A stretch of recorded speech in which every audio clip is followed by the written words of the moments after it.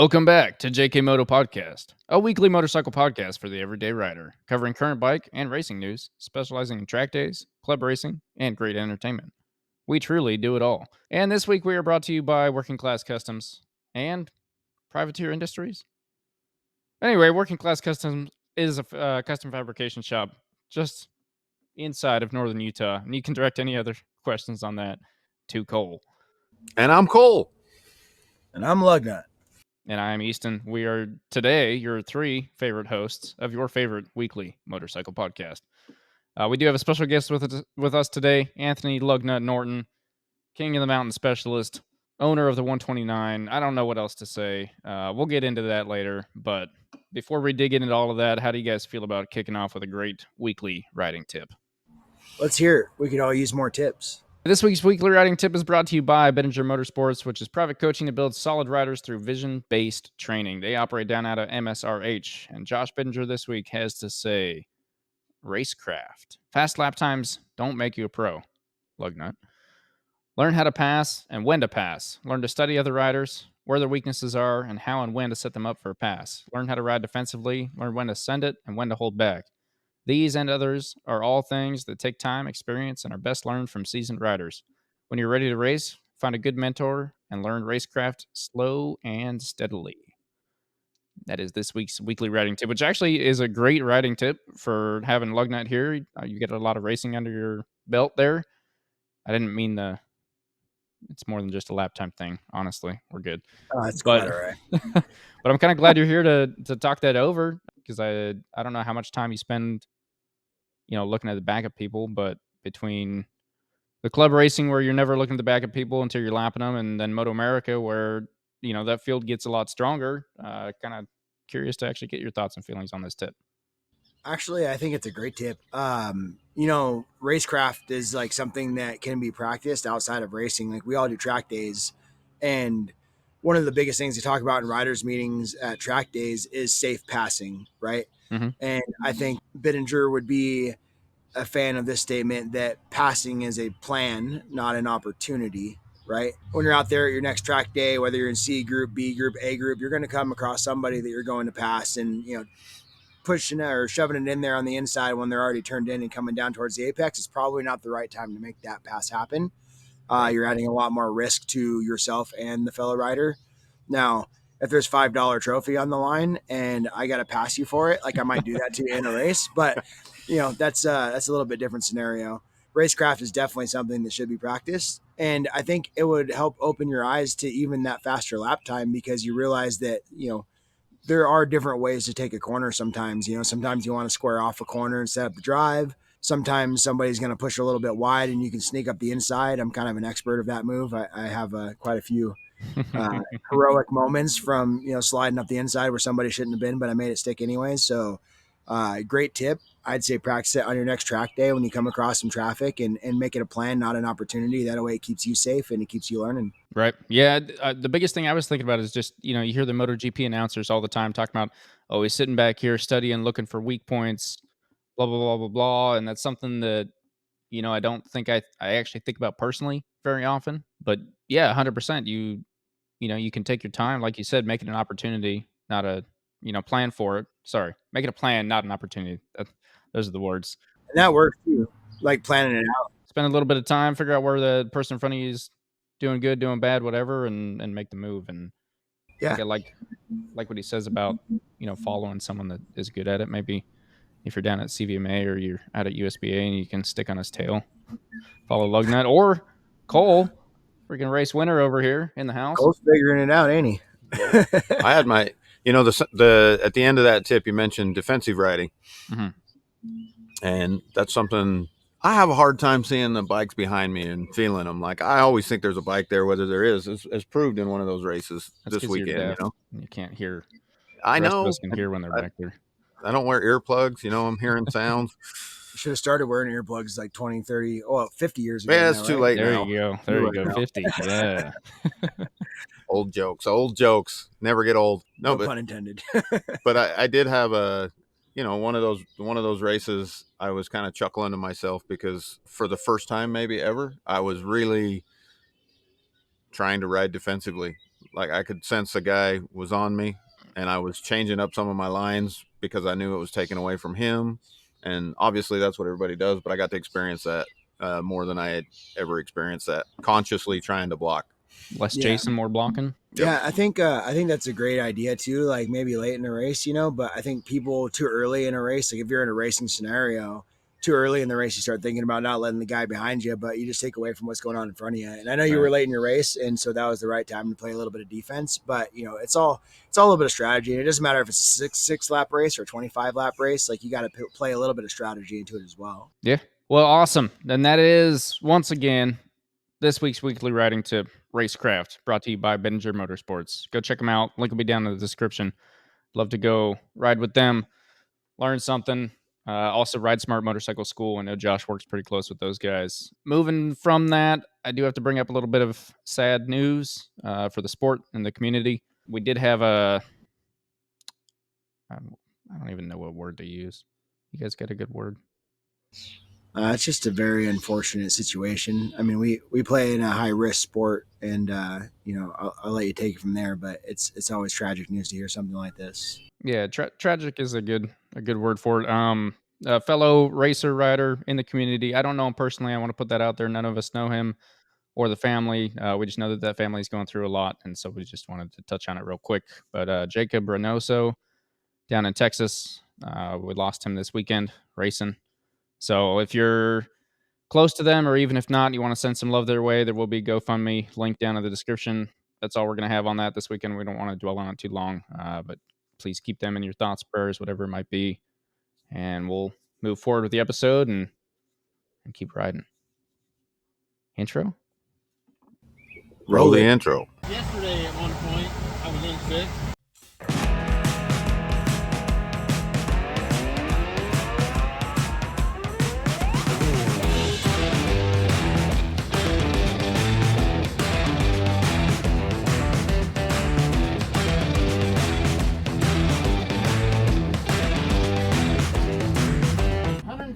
Miles an hour.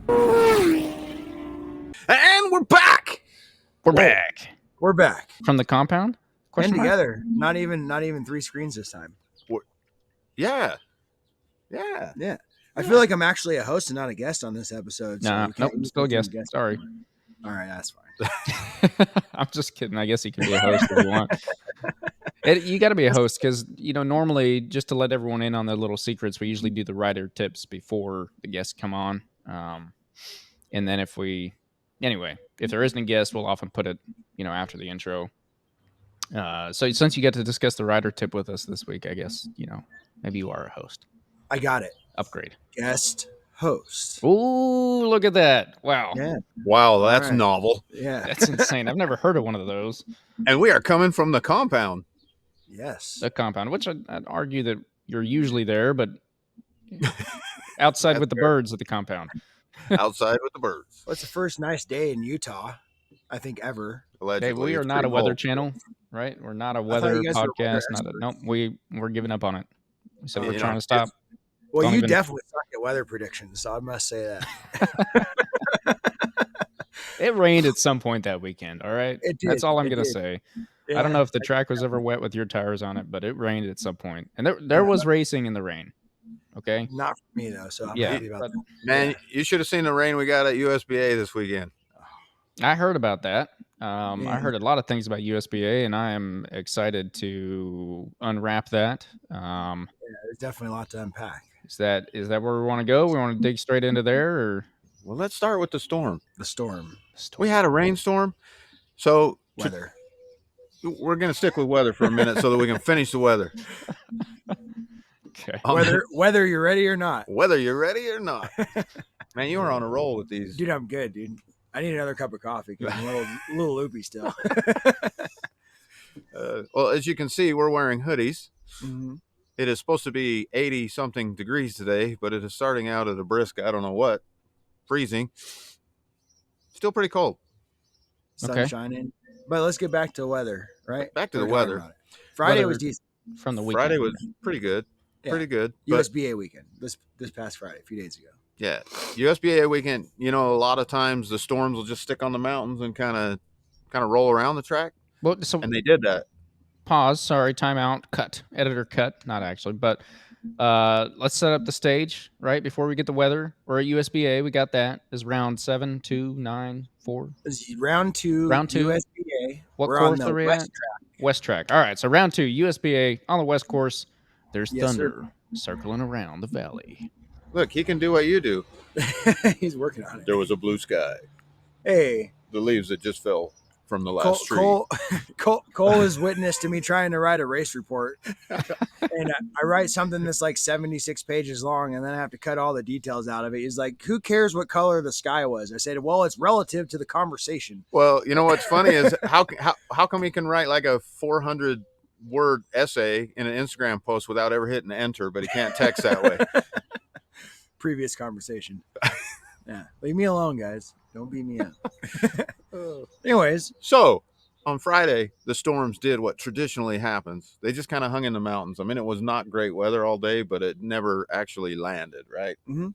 We got good racing in, or good track day in, good testing. let's talk a little bit about that though. Let's stick with Friday, and then we can go to Saturday's weather. Sounds good. Cool. Okay. So Cole, what you walked in this weekend with what as a PR, and this is all relative. We'll go full circle, but like, what was your fastest time on Utah West before this weekend? 139. 139. Okay. So you only rode a few sessions on Friday. You just had to get warm up. No, it's all right. I was being a sissy. Sometimes it happens. You're not feeling it or whatever. But for not feeling it, what did you end up doing? You did a few sessions and you got down to 137. 137. So we jumped a second and a half, maybe 2 seconds on Friday for Cole. Me, I had some homework to do. I was talking to a legend of the sport, Mr. Josh Hayes, a little bit after Barber. And you guys know, we talked about it because we were all hanging out there. I was suffering from a little bit of arm pump. And, a lot of people think that it's caused by heavy braking or, different conditions or scenarios. But we came to the realization that maybe it was something I was doing on the motorcycle, like the way I was riding it and operating the controls. So my entire goal on Friday was to like relearn a bad habit, like get rid of it and then start over. So I put in some good sessions on Friday, but at the end of the day, I come in giggling because Josh so happened to be there. He was coaching another rider, and right about the time I went to pass those two on track, that rider threw his hand up and ended up going off the track, and I heard the musical note of a Yamaha R1 piano behind me. and I knew what happened is Josh tucked in right behind me. Man, that boy's good on the brakes. He beat me right down into turn one. And I was like, you know what? Nah, man, I'm going. So like me and Josh did a couple of fun laps together, and I ended up doing 10 laps in a single session, which is the max you can do in a 15-minute session, doing a minute and 30-second laps, which is wicked fast. So that kind of put me in the right mindset for the race weekend going into Saturday. So no, it was fun to watch. FYI. Yeah. we were dicing it up. It was fun. I had a good time.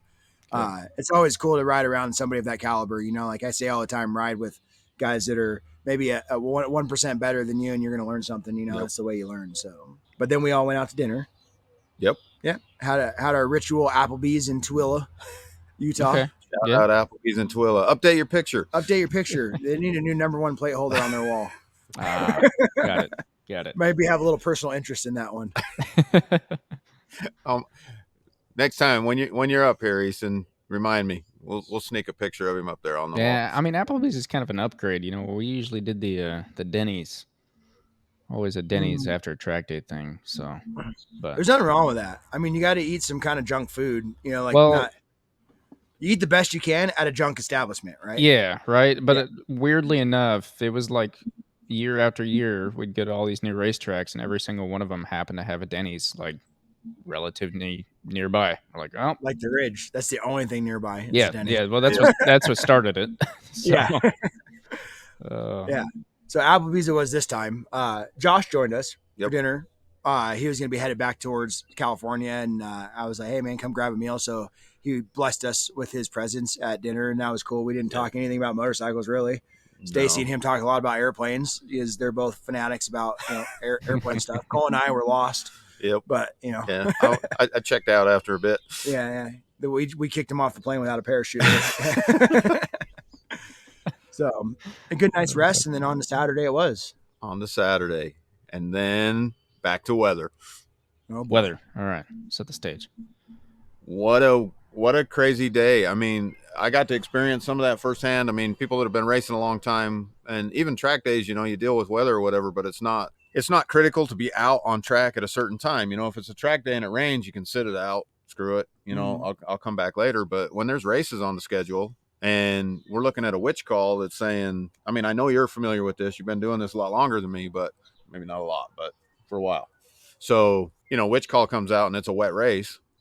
You don't have a choice. You have to show up with a DOT tire or rain slicks, something with sipes. Yep. Yeah.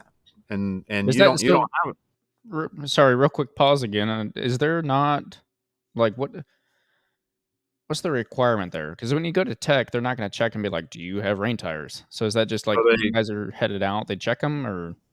Yep. So the witch call.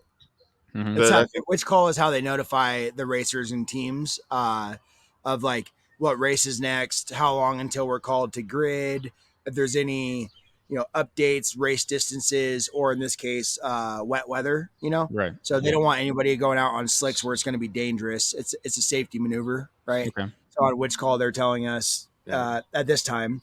Well, it went back and forth, which was the crazy part, right? Yeah. So we've all seen, like, watching Moto GP, we've Mhm. all seen they'll do like a flag to flag or something like that. They have a second bike. So if they're doing a flag to flag, they have the opportunity to switch. Obviously on a club level, people don't have extra bikes sitting in the pits. So it's some don't, but it's either one or the other. The race is either wet or it's dry. Right. Period. So the interesting conundrum that created for us, I think, is that's up to the track. Well, everybody's at a different level of what's dry and what isn't. Or what their comfort level is to what tires or whatever. Yeah. And when it's either just one or the other, maybe we're fully comfortable running on slicks, but they call it a wet race and won't let us race, but on slicks. So there's decisions being made quickly in the paddock, especially for people that don't have two bikes, right? It takes, for the average guy, it's going to take more than 30 minutes to switch some tires out. Or like if you don't have 10 sets of wheels, like some people don't have extra wheels. And like for me, I've got 5 sets of ZX10 wheels, So I have a set of reins mounted. I got a set of slicks mounted. So at one point I had a slick on the front and a rein on the rear, so that no matter what the call was, I could just switch one instead of having to switch both. Now that's true. Let's touch on that a little bit. That's something I hadn't seen before. Mm-hmm. There's a tip for everybody. Yeah. Let's reiterate that. The man is standing next to his bike with a rein on one side, a slick on the other side, so that regardless of which way it goes, he only has to change one tire. Yeah. And basically, like on the front takes a little bit longer to change, but I had like the safety wire for the brake caliper bolts and the pinch bolts. I didn't have it in. That way, if I had to change it, I could do that. Or if not, I could say, hey, Cole, grab my safety wire real quick, or grab a hand or a friend or somebody to help me out with that.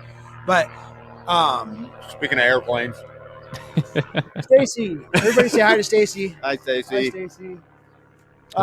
Can't see me, but hello. So, yeah, it was like minutes before the race. We're still waiting on the call. And ultimately, like at this point, like the specific situation we're talking about, the track was drying. So to give you, it already rained. Yeah. Right. I mean, to give you guys a better idea, I guess we go backwards just a hair to the morning. So it was cold when we came out in the morning. It was damp, but the track was drying rapidly through the practice sessions. And I think maybe it was the first and second group was considered wet for practice first thing in the morning Saturday. So you had to be out on rain tires. And then the third group, which was KOM guys, the fast guys for the club, they were going out there. They changed it to dry, and it wasn't exactly dry, but it was dry enough. And then so the second round of practices, because there's 2 rounds of practices, was fully dry. So I skipped the first round. I think you went out.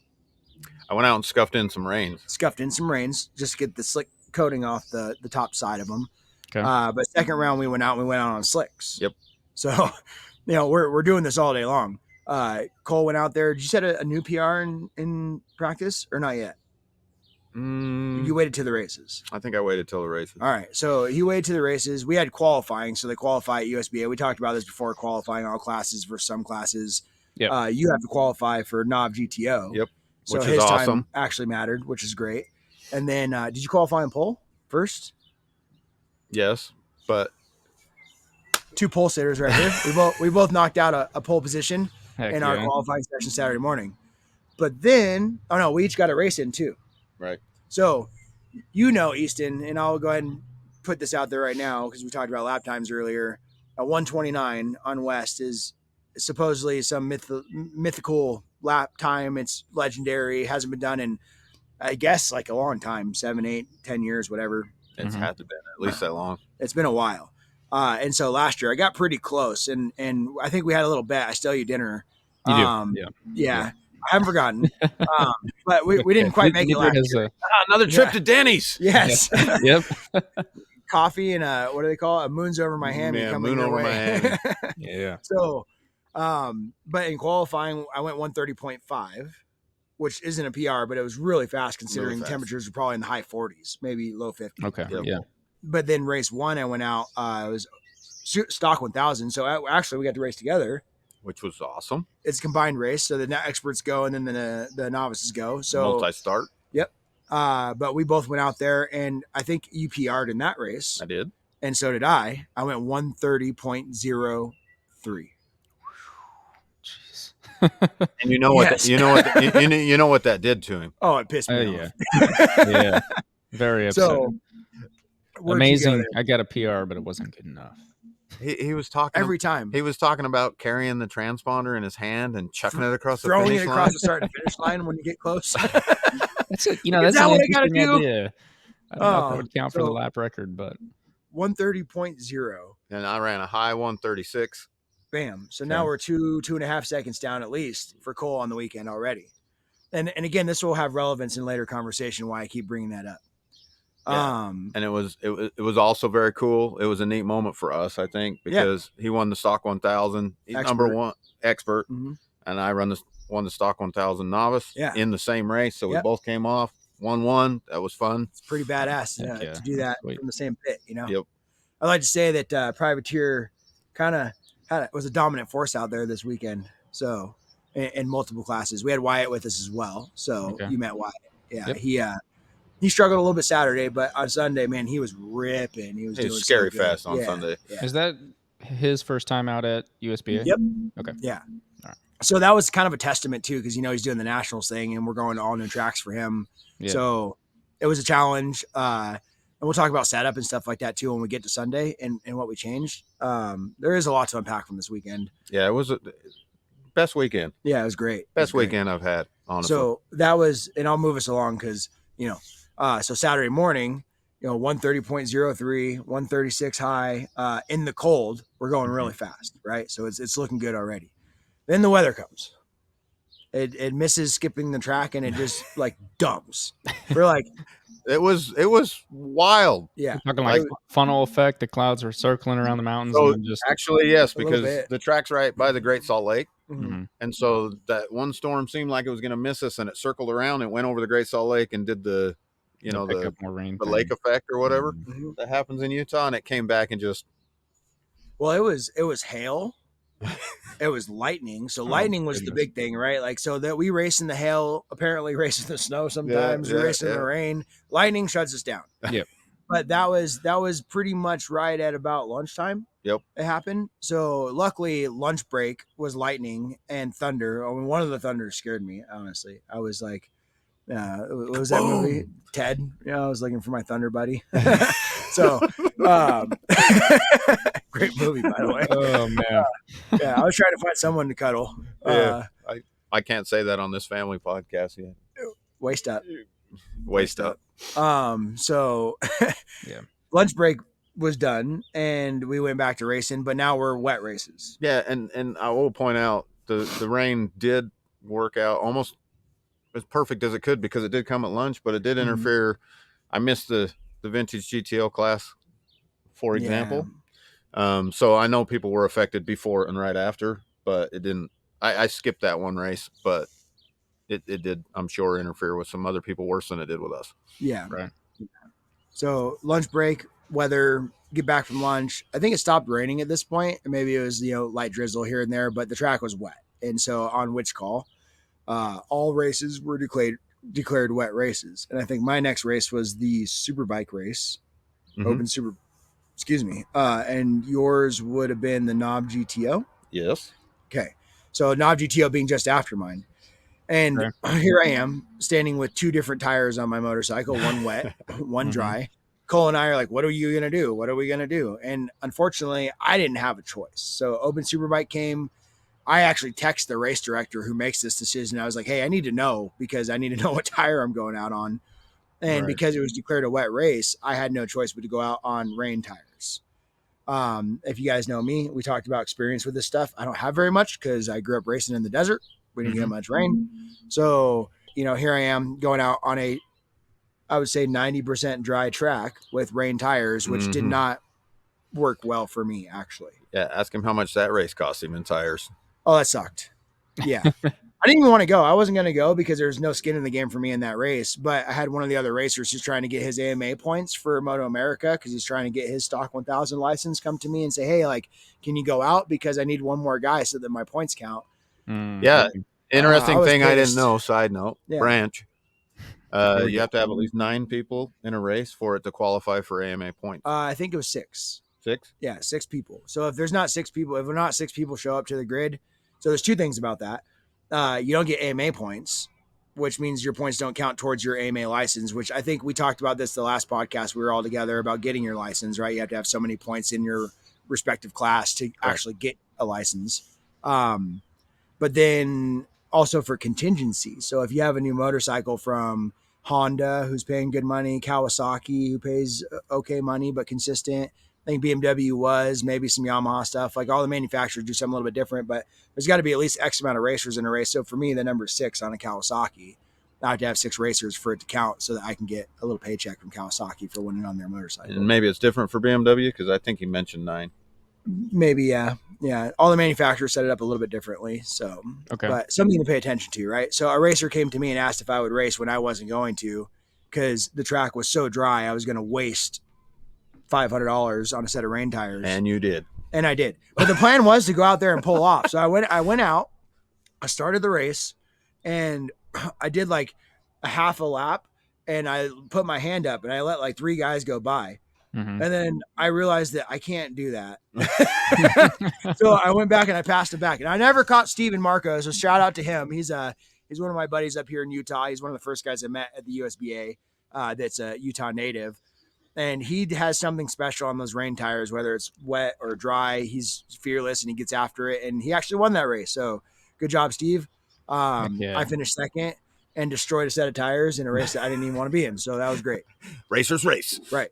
Now, there was maybe a little bit of incentive in that for Cole. Because when we talked pre-race, we're like, this has got to be the last race on rain. So it made your decision a little bit easier for the very next race being Novice GTO, which you're sitting on pole and you have a chance to catch a paycheck. And I went out on slicks and it was a mixed bag. There was, half the bikes were on rains, half the bikes were on slicks. Okay. So real quick pause again. Just because earlier, I think my question was whether or not, like, if they call it rain, you have to go out on some sort of rain tire, or you mentioned something with sipes. Right. And that there's period you have to, you can't make the decision. Correct. You can't risk your own life on slicks, basically. Okay. Yeah, so you're correct. But within like a 30-minute window before that race, we're club racers. Within a 30-minute window, they were like dry. And I had slicks prepped. I was ready. I made the decision to head that route. So I headed out on slicks, but people didn't have time to change. You ever know that it was dry? They already had rains on the bike. So you either race or you don't. Right. And so there was a lot of people showed up on rains, which was also a new experience for me again, because there was absolutely wet patches on the track. There's still a few puddles, like kind of online too. They definitely online and like coming out of the D's and into turn 8, for instance. Yeah, and if you look at my lap times, I actually got passed. I was one going into the corner, and come around the corner, and it's just water across the track, and in your head, man, I was like, 100%. will this hold? Yeah, going into turn 2 on slicks with a like there's like a little bit of a drainage kind of area there, and so it was like I don't know if it was like a puddle, but it was definitely wet. So I let a couple bikes went by me when I let up.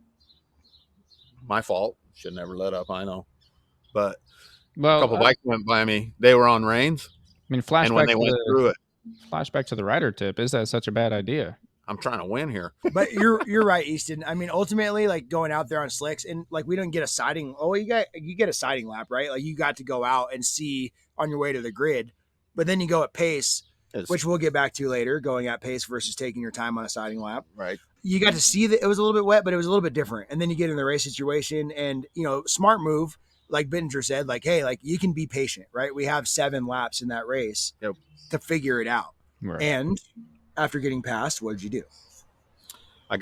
I was patient. I got comfortable with going through the water, and I won. I ended up passing them and winning. But it was a sketch feeling after Black Rock. There was another one that would go through, and every time we drive through there, the 2 guys I was trying to get back by, it's just water. So I mean, there was enough that the water would come off, and I'm going, You're going in there on slicks, like, oh, slicks aren't gonna do that. Oh, that's scary. And it did. I mean, this is out of order, but just to go back, our stock 1000 race, it did rain on us during that race. Yeah. It was sprinkling on, the visor was getting all wet, and you're out there on slicks. And I just said, surely my tire's so hot right now. That's just burning right off. No big deal. Yep. Yeah. No, it was interesting. Like it caused me to slow down a little bit. So stock 1000 race, like I said, went 130 flat. And then like the last few laps were like 31s. Like I knew I had kind of had a little bit of a gap built. Right. And, it's funny how, and I think I want to transition this before we get into Sunday. I think that's good on Saturday, right? Like it rained back and forth, weather, whatever. We had fun. We got some podiums, we went fast. Right? And me personally, I learned a lot of things because I got to try like driving through some rain on slicks or, I got to do my first laps on rain slicks, even if they were just test laps to scuff in. Note to you, Easton, you haven't tried rains, right? No. Wait. Either go fast or don't go at all because it's weird. Yeah. you like go to brake and you can feel those if like when I've always told myself I actually specifically have a set of DOTs that I keep. I used to have an extra set of wheels, but I've been in front rim. But anyway, I kept those and I was like, I'm never gonna spend the money on rain tires because I've kind of figured I wouldn't have enough heat in my tire on a rig. Because first time out in the rain, which I've actually ridden in the rain like a little bit, not on rain tires, but you get so sketched out, everything's so slow, you slow way down, and especially for me.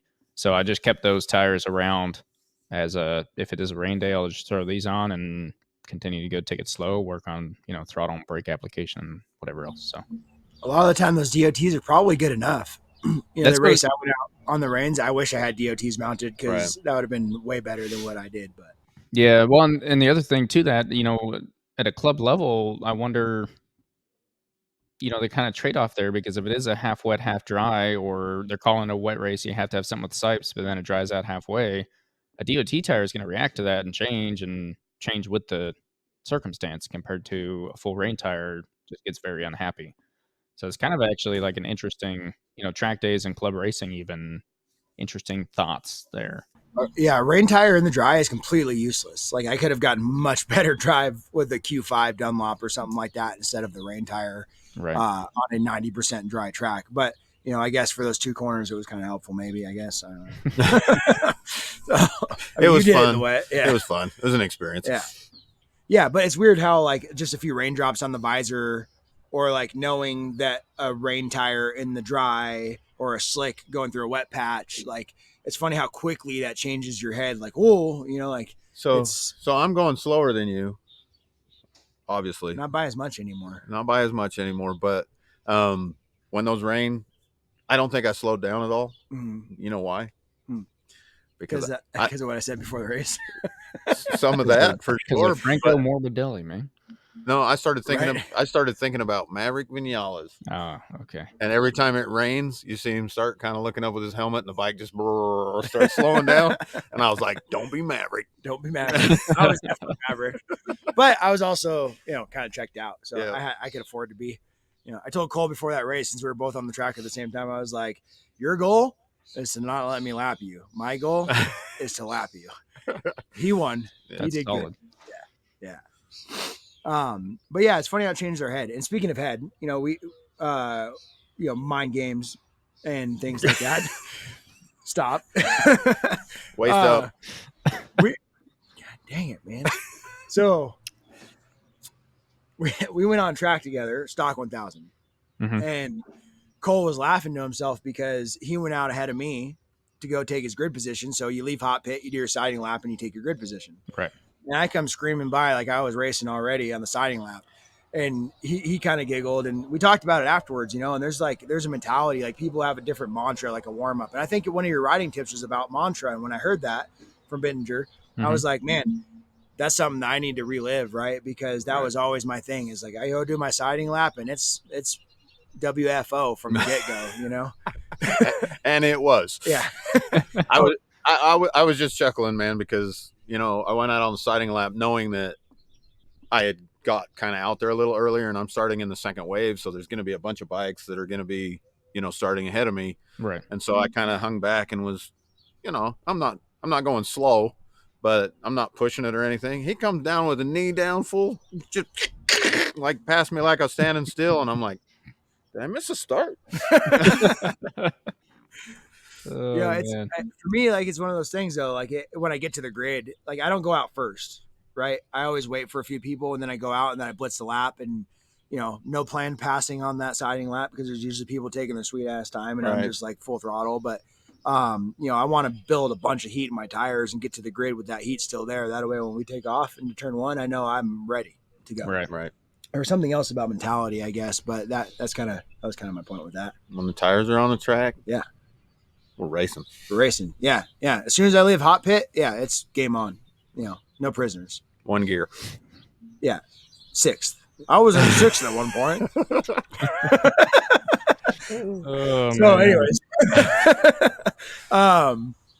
so Saturday that was kind of racing. We each did a few races, got some podiums, got a couple wins out of it. We did the dash. Where'd you finish in the dash on Saturday? 4th.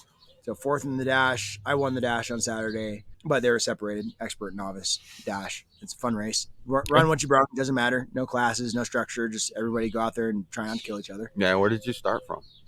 First. That was maybe the difference. What? Well, no. You would have won it either way. I know. I just wanted to point out that I didn't race that in round 1. Oh, so you had to come from the back. I started from the back. So you got lots of racecraft practice. Hell yes. That's good. And then Saturday evening. Oh, so a special shout out, Utah Motorcycle Law sponsors the USBA series, personal supporter as well. Dustin Lance, great guy. Mm-hmm. His brother has a company called Feast Mode, and they're a health conscious seasoning and sauce company. I think based out of Utah as well. I but believe so. The guy's name is Rusty and T, Rusty's son. So they run the business. Rusty's yoke dude, bodybuilder kind of guy. And so he's really conscious about like his diet and things. And most seasonings contain high levels of salt and things like that. So he developed a product line that is low sodium is the word, I guess. Not so much salt and health conscious. And the sauce is amazing.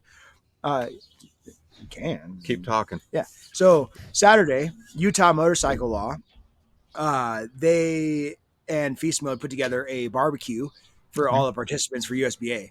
So after the racing was done, imagine that, storm went away, sun popped out, beautiful afternoon, birds chirping. Yeah. And we had some barbecue. And these Feast Mode flavors, I mean, they're amazing. They did pork and chicken and steak. This one here, Hawaiian barbecue. If you're not super stoked on spice, but you like good taste, Hawaiian barbecue is a great choice. So that was good. My favorite combination of flavors, mango habanero. And they have this mango habanero seasoning right here. I could probably eat this right now for breakfast. It is so good. These guys do a killer job. Slogan on here, train like a beast, cook like a pro. So a special shout out Feast Mode. Thanks for feeding us dinner on Saturday. It was delicious. We didn't have to go back to Applebee's. Yeah. We got to avoid the junk food. No junk food. Great food. It was good. So we took Alfredo. Don't bring that up. Josh hates calling me fat because I ordered chicken Alfredo pasta. And yeah. He told him you're eating alfado. Yeah, so the rest of the weekend, when I took my shirt off under my suit, it was Fatio Quattraro. That joke never stopped, and obviously it won't now either. But yeah, so that was Saturday. We had some good barbecue Special food. guest host, Fatio Quattraro. Huh? That better not be your damn title, dude. I don't know. That's pretty good. It is now. We'll work Giving him on ideas. some. Nah, man, I'm gonna report you on YouTube. So offensive content, and we'll get back to some more racing, the less important racing that was Moto GP this weekend, because USBA is really what matters. But after eating some barbecue food, we kind of got some prep work done, and we jumped right into watching sprint race in the Privateer Industries rig. So that was phenomenal. Was we'll cool. talk about that. Cool. Heck yeah. But then it was a good night's rest, and then good night's rest. But I mean, we don't want to give away. I think it's important to mention. I'm a guy. We've been talking a lot about it. My crew chief. Mm-hmm. Is starting to really, you can vouch. She is starting to really you need to start changing some shit. You need to start doing this or doing that, because she's competitive, quiet competitive, right? She's like, you need to be faster. We need to start doing this. We need to start doing this. She's trying to get me to. Basically, mama will kick your butt if you don't win. Yes. Yeah. And so why are we spending so much money if we aren't winning? That's really what it boils down to. So I don't want to give away any secrets or whatever, but Wyatt was there and witnessing firsthand, they made a major change. Oh yeah, that was something we were going to talk about. Yeah, sorry. And I don't know how much he wants to say about that. Or no. I kind of wanted to elaborate on that, because a lot of times, I had somebody ask me on Instagram, I don't know about my pace, if it's more my bike or me, and I'm like, it's always you, it's always the rider. The bike, I can put a Josh Hayes on my Kawasaki, which he won't ride. He bleeds blue blood. He's a Yamaha guy, but if he would ride it, he'd probably ride it faster than me, right? Just as it sits. And maybe sometimes I need to make a little bit of a change to the motorcycle to be comfortable or confident in what I'm doing so that I can ride it faster. And then I've talked to Cole about his suspension and fork cartridges. I won't beat you up about it, but that's part of the reason why is just comfort. Comfort goes a long ways. Right. So, we talked about Wyatt being his first time at Utah West. Barber, again, that was our last Moto America round. He struggled a little bit. And one of the things we noticed is his bike, unfortunately, just didn't have the giddy up that some of the bikes he's racing against does. Right. And he was running a gearing that was recommended. But I sat down with Wyatt after Saturday, and he was a little bummed on his performance, knowing that he could have done better. And I know that he could have done better. So we had a 10-minute chat, and I asked him, what are you feeling and what's going on? And he's like, man, I'm just getting left in the dust, and, I don't have the confidence on the edge of the tire, and, the backsliding a little bit. So we talked about it, and luckily, another shout out, Vortex is right in Utah. Vortex makes chains and sprockets and additional things. You're good. Hold on. I was gonna say I mentioned earlier a major change. Yeah, it's not really a major change. The major part came with what Vortex had to step in. Yes. So yeah. So we were just gonna do literally. He was running. I'll give it away. He was running 1544 for gearing. 15 front sprocket. Take your notes. This won't work for most of you guys. What we're going to, right? Yeah, 1544. This is on a Honda Grom. Yes, we're stump bike. So 1544 on the R6.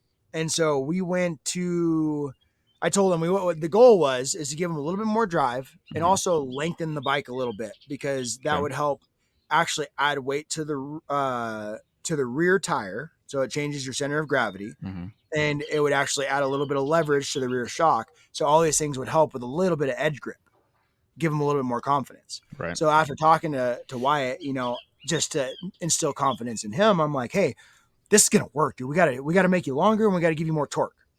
So we look at his sprocket spin, and he didn't have the sprocket combination that we needed. So we needed to go 1546 or 1443. And I know I'm spinning about a bunch of numbers, but at the end of the day, it's a better gear ratio for him. Yeah. So we needed to go down one tooth in the front and down one tooth in the rear so we can get it longer with the same chain. Unfortunately, we didn't have that. Luckily, Vortex is right in Utah. They're at the track. They're trackside supporting racers. One of their guys races with us, Josh.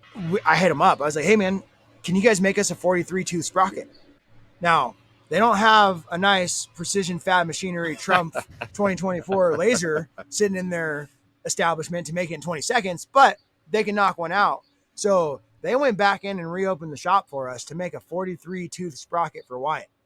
Heck yeah. Okay. Pretty rad, right? Yeah. Pretty So awesome. Wyatt goes over there and meets them, and he ends up, they talk cars and take a little hot lap in his built little Honda Type R thing that he's got going on in car. Anyways, we're not a car show, right? So Not yet. Wyatt gets his sprockets and a few other goodies from Vortex, and the next morning we do 1443. We lengthen the bike, and man, what a difference, man! It was night and day difference. Night and He was day. a different person. He was a different person. He was happy. He had confidence, and a lot of it was here. Again, it's a lot in the Right. rider, but I mean, mechanically speaking, we had more grip on the edge of the tire. We had more drive with his R6. So Wyatt was in like the 35s, and knowing he Wow. could have went better on Saturday. And I'll spoiler it because we haven't got to Sunday yet, but he ended up going 32.8 on Sunday. Jeez. I think he was on the podium, and he won KOM GTU, Okay, the 600 version. He took first place in that class. He was 132s on a 600. He was ripping. Yeah, I mean, Yeah, that's that's good. fast. So That's good. That's awesome. Well, shout out Wyatt if you're listening. You're on YouTube. Comment. Let us know. I kind of just want your quick 5 words on, was it bike or was it mental? Give me a plus or minus one or the other. We'll make mental the front sprocket and bike the rear sprocket. Let me know how many teeth on each. How about that? So that was, we kind of made some changes on Saturday, and then we rolled into Sunday. We watched the sprint race, and then split back to the Holiday Inn and got some rest. And that's the sponsor we need. we do need a Holiday Inn sponsor, but as much as we're traveling around. I freaking live at those things every time they're like, the elevator. I know. Yeah. Yeah. So Sunday morning we get up. So back to one more thing from Saturday. So I was very tickled. We're sitting around eating our feast mode barbecue. Wyatt's working on his bike, making those changes. We're enjoying the sunshine finally on Saturday. And some face that I don't quite recognize walks up and he goes, "Hey," he goes, "what the hell happened to you today?" And I'm like, "What are you talking about?" And he goes, 130.0. Come on, dude. Like, you're better than that.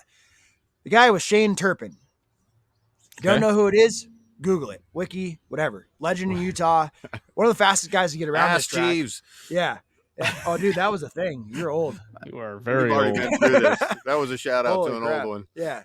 So, Shane Turpin walked up, and and he's a legend, fast guy, rode some superbike stuff and killed it in his elaborate career. Mhm. To have somebody like that come by, who was actually watching both of us, Yes. and cheering us on and stuff. He came up to show his support, and he told me, he's like, "Man, you can do this." And talk about mental versus mechanical, right? Like, just him telling me, he's like, "Dude, I'm watching you go around the track, and there's only one spot where you're losing it a little bit, that lap time, that elusive 129, that he's a member of that club, and I'm waiting to be at this point with a 130.0 now." Right. He's like, "Dude, just maybe change this a little bit." And I said, "Okay." So he kind of showed me, and we talked a little bit what we're talking about. And then the next morning, They closed the door and went to the whiteboard and didn't let anybody in. I shared the secret. I know you shared it, but initially it was a closed door meeting. Okay. Shane came up to me. He came and singled me out, and that meant a lot, right? Like, Yeah. if somebody comes out of the woodwork, and especially a guy like Shane Turpin or Josh Hayes or Jason Pridmore, some of these guys that are in our circles, right? Like, it's for them to come up and share some knowledge in a few minutes of their time with you, and a little bit of support too, like that encouragement. Whew, that meant a lot. That was really rad. So that was Saturday. And just my part of that. Mm-hmm. I appreciated him as well. He personally told me good job a couple times in the paddock, which meant something to me.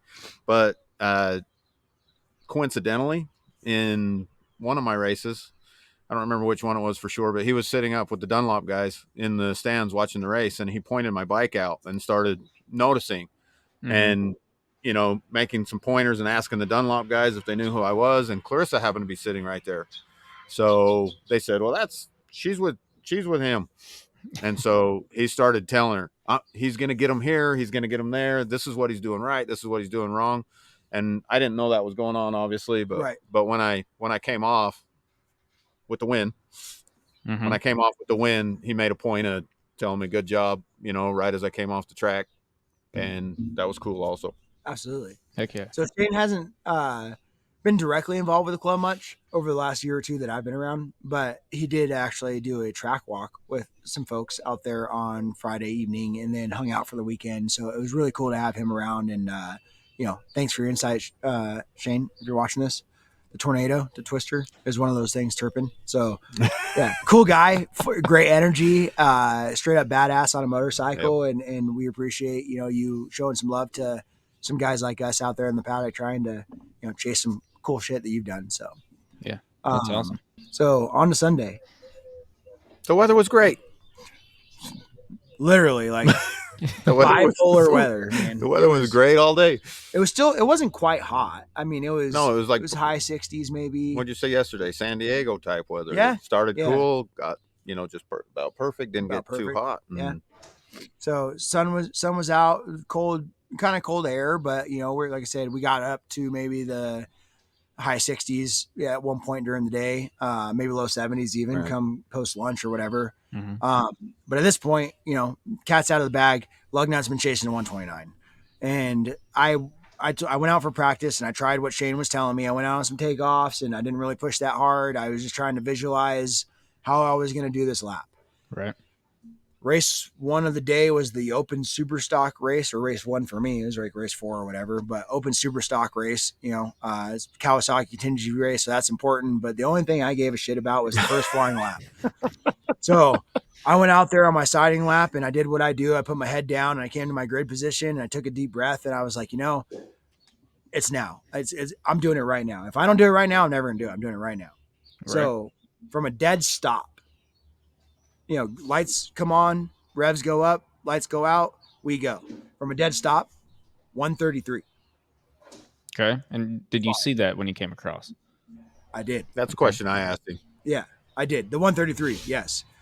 So I put my head down and I was going through my lap. And honestly, it was, I don't want to say it was easy. It's not easy, but like when you're doing things right, it kind of comes to you and it flows and it feels like right, Mm-hmm. I must have got through turn 6 or 7 and I was like, this is it. This is the one. And most lap timers, they show you like green and red. If you're going faster, it's green. If you're going slower, it's red. Yeah. And my lap timer wasn't doing that. So I had no idea what kind of lap I was on, but I just knew it. I came out of turn 10 and like, I just had a little grin under the helmet and I was staring down at the lap timer as I crossed the line and it said 129.7. And I almost blew my brake marker going into turn 1 because I wasn't even looking. I was watching the fucking lap timer. Like, God, I finally did it. I was stoked. I had to finish the race still. So I went and the setup, talking about setup and mechanical, I was a little bit soft in the front. So going that fast, there's a few bumps on the track where I was feeling the front end kind of tuck on me a little bit. And I was like, look, I don't need to wad the bike. I did the lap. I don't need to keep doing them, right? Like with that kind of pace, nobody's catching me this weekend. So I went 130 the rest of the race. And I think last lap was a 31 or something as I wheelied across the line. Super stoked. But don't tell anybody I did that. But, yeah, so I won that race. Don't tell anybody. You got to stop doing them for the full straightaway then. Yeah, I know. People have time to see them. That was pretty rad. We'll get to that. So, Cole is, Clarissa is, she's screaming in the pit. Cole's stoked. Stacy was studying for her flight and Cole's like, he did it. And she comes running out and, Shane's stoked. Everybody's watching because they know it's coming. They know I've been chasing it and like coming in after that race and doing the lap time. Obviously winning the race was like subpar at that point, but doing the lap time, like the whole paddock was just stoked and it was awesome. It was such a great feeling. It was awesome. Super stoked on it. We were going to cry together so that he didn't feel all alone. Mm-hmm. I had to cry by myself, but I had a race. Yeah. Sorry. Hey, good job. Gotta go. Yeah, that was basically it. He was like, brr, coming out. And he's like, yeah, we celebrated after. It was good. Yeah. Good. But, finally did it. Finally did the 29. Well, in 29 point, what? 7. 0.7. So when you think about it, you talk all the time, motorcyclists chase minutes. Tenths. I'm getting there. Yeah. All right, minutes, and then you get to club racing, or you get to track days, and you might be chasing seconds, maybe. And you get to club racing, you start chasing seconds to half seconds, and you get to the top of club racing, and you're chasing tenths, right? And then beyond that is something unknown, where a micro measurement of time. Who knows? Yeah. But to come in 3 tenths under, it wasn't like you did a 29.999. It's a 29.7. Which I would have been perfectly okay with just to do it, Right. Absolutely, you're in the But- 29 club. But when I saw your lap time this weekend, I mean, it's been all over everywhere. It's awesome. Congrats. It's amazing. When I saw that, I was like, that's not just a 129. That's a 129.7, and that needs to be said, I think, because you're in it, right? It wasn't like just a dip under. Sometimes I laugh at people that have a 10-second car that did a 10.999. I'm like, okay, it's an 11-second car. But you're not that, right? You did a 129.7, and not to disregard anyone that's running a 129.998 or whatever. But anyway, right. just want to point we that get the point. Definitely just didn't do it lightly, did it right, And to that effect, you can't say like, oh yeah, I run 129s at West because you did a single 129. Like maybe the wind pushed you the right direction that lap, right? So to go in a little bit deeper establishes like, hey, I have the pace to do that. Got to shout out those Dunlop tires. They were a key factor, even though the temperatures weren't optimal. Right. That tire, man, those tires work so good, and I'm building a lot of confidence on them. And then in the tire war, we can move into, if you don't mind, the KOM race, and then I'll shut up about USBA because that's kind of my highlight reel. But in the KOM race, we ended up. I'm on Dunlops, and the two guys that have the best opportunity to beat me up are on Pirellis. And Pirelli's a great tire, rode on them for years. But man, they just couldn't hang. Like they didn't quite have the pace, I don't think, this weekend that I did. Right. Rightfully so, doing 29s or whatever. But their tires, I mean, he even mentioned after Brian mentioned after a few laps that the tires kind of went away on them. And I told the Dunlop, Brian and Ian, Trackstar Performance, I told them after the race, I was like, hey, dude, I could have done 30s the entire 14 laps on this tire. I ran the R5 rear and R0 front from Dunlop, and they were just fantastic. Go ahead and take your notes and hit up Trackstar and buy those Dunlops. And then go to UMC West and see if you can do a 129. Bet you can't. Come get some. So, yeah. So into KOM and talking about being in the 29s or just doing it once or going deep in the 29s. I know Brian and Michael hadn't put their best foot forward yet as far as pace for the weekend. Right. Mm-hmm. And so I was starting in first, went out on my Dunlops, and, the lights went on, revs went up, lights went out. I didn't get the best start. So I showed Cole a video where I kind of swerved a little to the left, talking about racecraft, right? Mm-hmm. Back to that tip. I was on the outside. So it's 1, 2, 3. And so what I did is I kind of swerved left on my start to make sure that I kind of interfered with their beeline into the corner a little bit. And then move back where he needed to. And then I moved back to the right to turn into turn 1. And that was basically my entire race because my first flying lap went 129.7 again. And then I think with that lap included, the first 9 laps, I was in the low to mid 130s, excluding that 129. Yeah. So he ran another 129. So it's not just a one-time thing. Yep. Is doubled down. Yep. But that's where I learned my next lesson of the day. Okay. I was on the wall. I had him helping me on the wall, making sure. I was on the wall. This means they're close to you. Okay. This means there's a gap. This is not the butt. This is slight gap. Bigger gap, right? Uh-huh. Bigger gap. Well, in the first 5 laps, 3. You're like, Mom, I caught a fish. Yeah, that's basically what it was. Just the fish story kept growing, man. And then I just felt stupid because I didn't know what to do because it was funny on lap like 7. Cole, I came by and Cole's like, he just does this at the wall. I was like, well, I guess I'm good. Yeah, whatever, man. Well, I used up all the hands. I ran out of room, right? And so, but you still need to tell him because who knows, maybe somebody you get another person, you're right, and you hold hands and you guys spread out and you just start. I was just going to say him and Jerry actually joined forces and they held hands and they stood apart and then they held their hands up. But yeah, are you allowed to have a pit board? Yeah, I'm actually looking for one because that event at Barber where the pit count or the lap counter, sorry, my hair's a mess. The lap counter and at Barber was showing 4 laps to go, and it was the white flag. Right. So I'm actually looking for a new pit board. I have one. They make some nice digital ones that are pretty neat. they're easier to use because whoever's operating it has to be quick, Yeah. you know, Yeah. It to can get you the information. So be pretty difficult to get the old chalk and eraser out there and Yeah, you have. yeah, write especially if you let legibly. Lugnut do it, because he can't I write was his gonna name. say if you even. get a digital one, Stacy's gonna have to do it. Lugnut Yeah. would he'd put a message up. He'd be like, Cole, Yeah, hey, each hey, lap you're bud. gonna get a piece Here's of another one. my. How's it going out there? Oh, sorry. I'm supposed to tell you. You're doing okay. Hey, you won. Leave me alone, guys. So yeah, well then, so that was KOM. That You was. know, That I'm was kind of gonna finish up my thing here with USBA and then let Cole tell you about the rest of his day. Okay. But KOM is the big race. It's for the club championship, and now it's for a payday. So Burt Brothers Tire, I think they're local to just Utah currently, but I imagine they'll be expanding because they're expanding rapidly. They're a sponsor of the club now, and they're sponsoring the KOM race. And they're paying out $1,000 to win, $500 for second, $250 for third. But since we got snowed out in round 1, they went ahead and doubled the prize money for round 2. Wow. So along with another $129 to stick in my bag and a hell of a ride on those Dunlop tires and representing my folks, you know, Burt Brothers kicked down $2,000 to win that race. So it was pretty good deal for me. So we got a chance to be on the podium and talk about our racing experience and you know, talk about some of the sponsors. So yeah, it was a good deal. Thank you, Burt Brothers, for jumping in and doing that for us this year. If you guys are catching the JKMoto podcast. Yeah.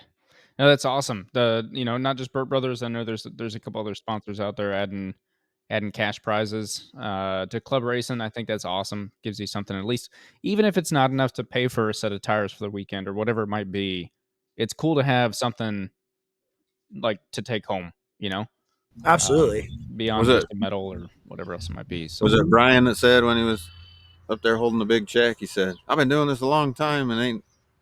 In his podium speech, Children. Yeah. he said, I ain't never got a check." Yeah. I mean, it's pretty cool. I mean, I remember the first time I got any sort of payout, I was like, I'm a professional racer.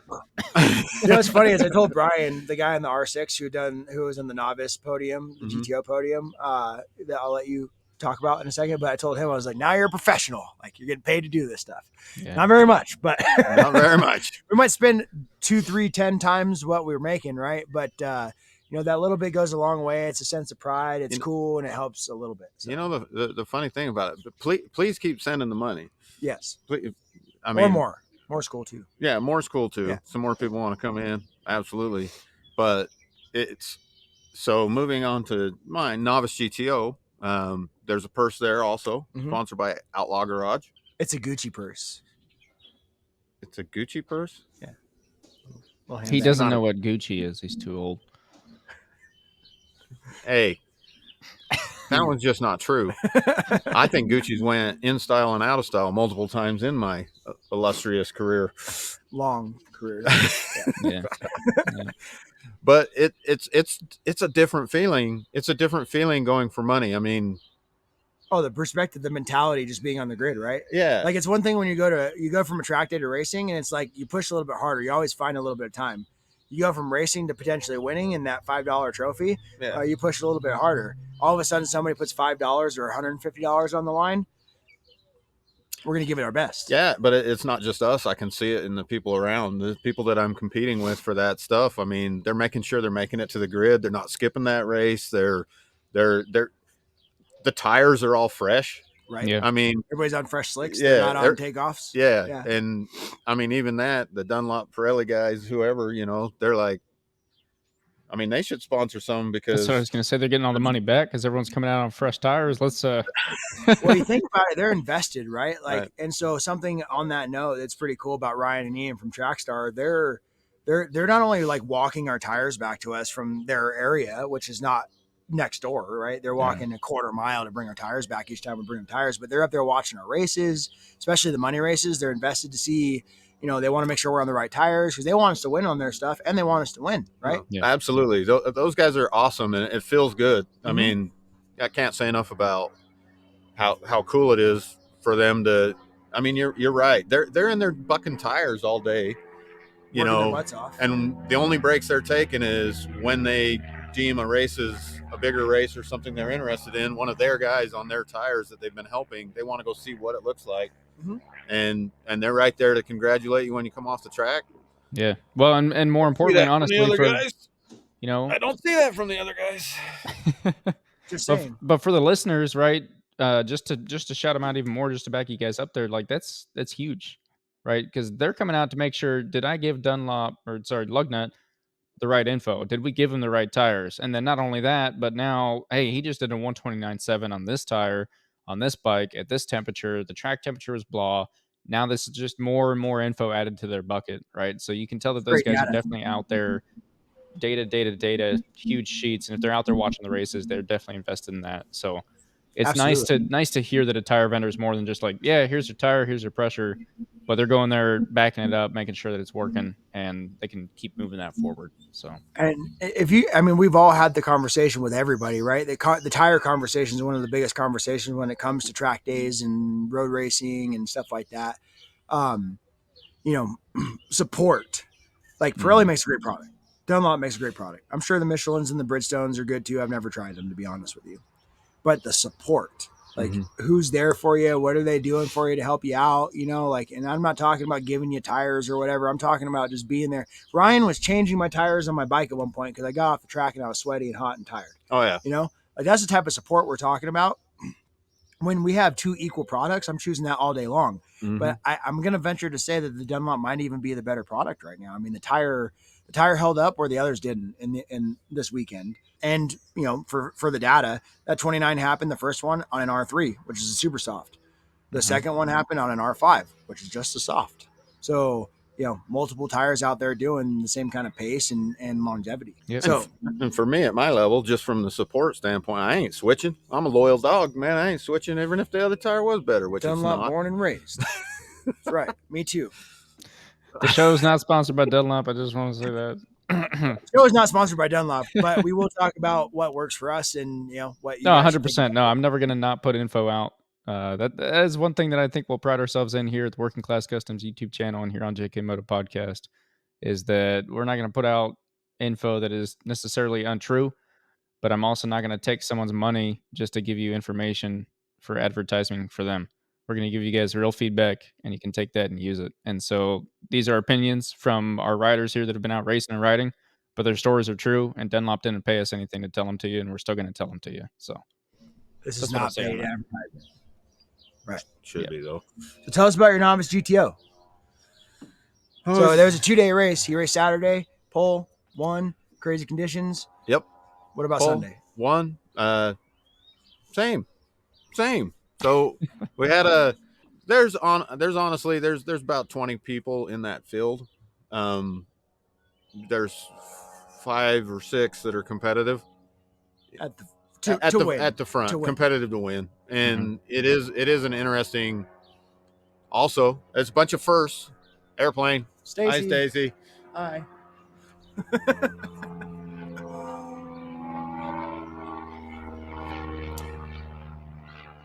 At my level, it's every weekend there's a new first, right? There's all these firsts all the time, and I hope that never stops, right? Because that's what makes it enjoyable. And the beauty of the sport is it never will stop. Yeah. But 2-day racing is new this year at USBA. Right. So therefore, classes that are over 2 days, it's 2 races to win. You have to show up twice. You don't have to, that's a whole and perform. Show up and perform twice. I mean, that's a completely different ball of wax because we had riders that, maybe had a bad finish in the first one, and then you're just stuck then. You have to win it and hope for other people to do bad in order to get to the top. Luckily for me this time, it was 1-1, so there was no I wasn't. You did the damn thing. I did the damn thing, but it was interesting watching the rest of the field. There was people that finished, towards the bottom of the top 10 that are really good riders that, had the potential to do it, but you've limited yourself already. You can go win it and you're still dependent on what other people do. Right. And that's kind of a whole nother aspect. Right. But for me, it was great. I hope we can keep the train rolling, but that was a 1-1. I got the Outlaw Garage $350 payout, which is awesome. Thanks, boys. Appreciate that. Yeah. Yeah, appreciate it, especially in a novice class. I mean, Yeah. I think that's cool. Like, and I love being there at the podium ceremony because you guys get the opportunity to, showcase yourselves a little bit on the podium, and I love to support that too. I mean, you guys are the next generation of guys that come beat up on me, so yeah, I like to size you up a little bit. But no, it's cool. It's cool that the novice get that opportunity as well. That just says 129. Let's make him a T-shirt. Yeah, all right. Yeah, I'll wear it. Whatever it is, I don't care. There's no skinny jeans. So I mean, that was that. I mean, it was a great weekend. We don't need to dwell on that too much more. But the other thing I would say first, well, I do want to talk about. I do want to talk about that. So we raced the combined GTO, and I have goals and aspirations, and having a conversation with Josh Fisher, he's like, I was telling him, 4 foot. Oh, 4 foot Fisher. So 4 foot Fisher told me the natural progression, like this is what you're supposed to do, right? Mm-hmm. What you're supposed to do is you come into, at least at USBA, you come in, you win novice GTO, you get your expert plate, then you have to win. Your next goal is to win combined GTO as a championship. Right. And then once that goal gets accomplished, that's when you go to King of the Mountain and grade up with Lugnut. And grade up with him. That's the natural progression, right? Mm-hmm. So I didn't. Well, it got canceled because of the snow, actually. But I hadn't made the decision whether I was going to race it or not, honestly. But I raced combined GTO this weekend. That's my first time this year. And for those that don't know, combined GTO is the experts and the novices gridded up at the same time. It's not a multi-start, but they start the novices up front so that we can get our doors blown off by the experts, in theory. I think that's the theory there. I don't necessarily. Yeah. It forces you to run with the guys, right? Yeah. At least the ones that are signed up there. And anyway, that race for me was a new learning experience as well. So we went out. It's an extended. Yeah. And 11 instead of 7 laps. Yeah, 11 instead of 7, where King of the Mountain is 14. Mm-hmm. So we have a farm utility vehicle driving by now. Swather. What do we got? I think it's a Swather. Okay. I don't know what you'd call that, but it's a Swather. It's a big old tractor thing. I'm in the country and I don't know what to do. I'm a little out of place here, Yeah, I can tell. So I love it. So in that race, it was scheduled to be an 11-lap race. I started 1, I think. No, it doesn't matter. I think I started on the second row. You did. But I launched that sucker, and I was out. Had the lead going into turn 1, and just put my head down, went as hard as I could go. And Nolan? Yeah. Shout out Nolan. Expert rider. Caught up to me. He was on me for a long, long time. I mean, I held him off. That was the defensive riding I was talking about. So I anticipated in that race. You told me, just put your head down. Don't worry about it. And, what'd you say? I have it on camera. You said, make him quit. Make him quit. That's right. Told me when I went out there, head down, make him quit. All right. But I didn't make him quit in that one because Nolan was all over me. And so I got into some defensive riding at times, and he couldn't get by me. He couldn't. And then he did, and I stuck him right back. All right. And so in my helmet, I'm like, I see the lap 8. So we're getting close, right? We're getting close. And I'm like, just please hold this on. I'm going as hard as I can. I'm like, I'm in uncharted territory for me. I'm past the 7-lap mark, and I'm an old fat guy, and I'm going. Red flag. Get off the track. Come off the track. Guy's doing this. That means come back. We're going again. Right. But I've already seen the flags that are turned sideways. So I'm thinking when that red flag came out, I had won. Right? There's a rule that states that if a race goes halfway, and this is pretty unanimous across the country, except for Moto America won't do this, like national level stuff. But if the race crosses the halfway mark, they can call it a completed race, right? So there was a little bit of question when the red flag came out in that race, whether they were going to call it or not. But as you've seen really quickly, y'all were going back out. Yeah. So mentally in my mind, though, note to self, something else I learned. I was like, did I win? I think I won. I think I'm good. So then I already went there in my head. And when I come off and see him doing this, I was like, no, I don't want to. I don't want it. I won. What are you talking Give me my about? $5 trophy. It's mine. Yeah. And everybody was leaving. So just me being naive or whatever, I didn't know exactly what to do. But hanging out with this guy, I've seen him have to do it before. So I just drove back to the pits, kind of unsure if I was going back out or if this really meant that because nobody else was up there. So I pulled back to the pits. These guys quickly put warmers back on, got me off the bike, got some water in me, those kind of things. And they absolutely restarted.